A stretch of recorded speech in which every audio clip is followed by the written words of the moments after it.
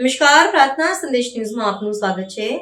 સુરેન્દ્રનગર એલસીબીની મોટી કાર્યવાહી। પાટડી હાઈવે પરથી 11.10 લાખના મુદ્દામાલ સાથે વિદેશી દારૂના મુદ્દામાલ સાથે એક ઇસમ ઝડપાયો।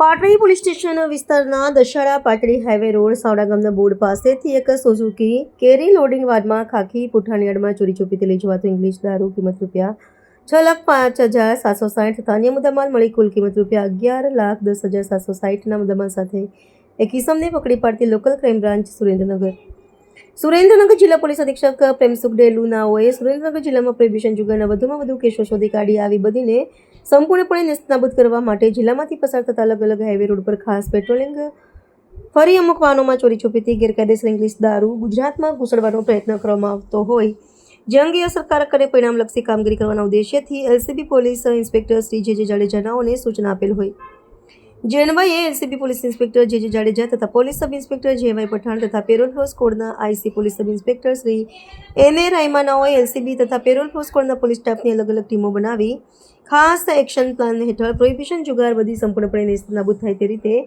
પરિણામલક્ષી કામગીરી કરેલ છે। પકડાયેલ આરોપીમાં વિષ્ણુભાઈ નરસિંહભાઈ ઠાકોર, પકડવાના બાકી આરોપી અમૃતભાઈ ઠાકોર, કેરી લોડિંગ વાહન, ઇંગ્લિશ દારૂનો જથ્થો મંગાવનાર અજાણ્યો ઇસમ। રિપોર્ટર મિનાસ મલેક, સુરેન્દ્રનગર। પ્રાર્થના સંદેશ ન્યૂઝની તમામ લેટેસ્ટ અપડેટ્સ માટે ચેનલને હમણાં જ લાઈક, શેર અને સબસ્ક્રાઇબ કરો।